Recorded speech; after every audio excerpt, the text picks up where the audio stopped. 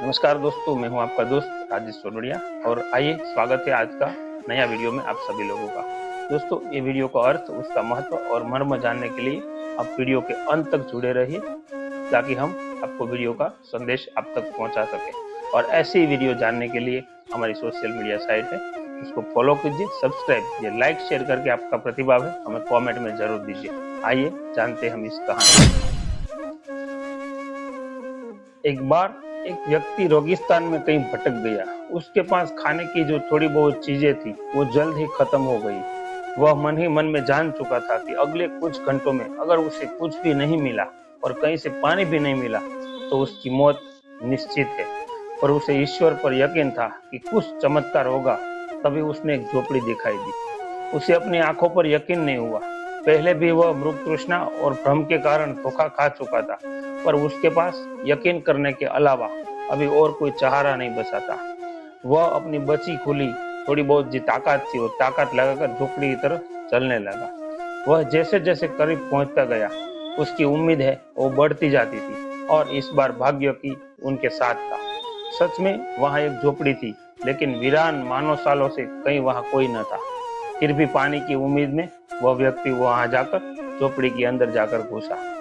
अंदर देखकर उसे अपनी आंखों पर यकीन नहीं हुआ। वह एक हैंडपंप लगा था। व्यक्ति एक नई ऊर्जा लेकर वहां गया और ऊर्जा से भरा और पानी की एक बूंद के लिए तरसता वह तेजी से हैंडपंप को चलाने में लग गया। हैंडपंप तो कब का सूखा पड़ा था, कुछ उम्मीद नहीं थी। वह व्यक्ति निराश हो गया। उसे लगा कि अब उसे मरने से कोई नहीं बचा सकता और वह निढाल होकर वहीं गिर पड़ा। तभी उस झोपड़ी की छत से बंधी पानी से भरी एक बैग उसको दिखाई दी। वह उसे खोलकर पानी पीने वाला था। इस बोतल से चिपका एक कागज दिखा और वो कागज पर लिखा था, इस पानी का प्रयोग हैंडपंप चलाने के लिए करो और वापस बोतल भरकर रखना मत भूलो। ऐसा उसने उस पानी की जो बैग है उसमें कागज चिपका था, उसमें लिखा हुआ दिखा।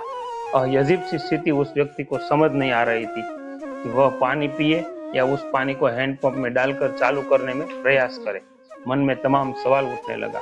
अगर पानी डालने पर भी हैंडपंप नहीं चला तो अगर यहाँ पर लिखी बात है वो अगर झूठी निकली तो क्या पता कि जमीन के नीचे का पानी भी सूखा हो सकता है। लेकिन क्या पता पंप चल ही पड़े। दोनों में दुविधा में आ गए।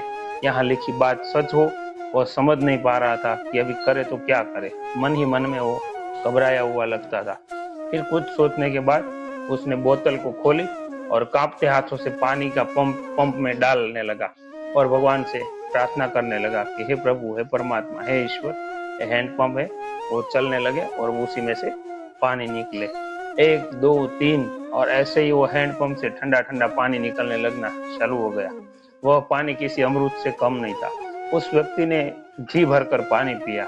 उसकी जान में जान आ गई।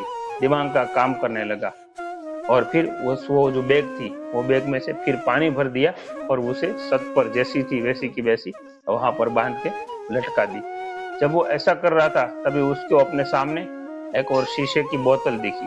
खोला तो उसमें एक पेंसिल निकली और एक नक्शा पड़ा हुआ था जिसमें रेगिस्तान से निकलने का सारा रास्ता उस मैप में लिखा हुआ था। उसने रास्ता याद कर लिया और नक्शे वाली बोतल को वापस वहीं रख दिया। उसके बाद उसने अपनी बोतलों में जो पहले से ही उसके पानी था, पानी भरकर वहां से पानी लेकर वो बोतल को लेकर वो चल पड़ा।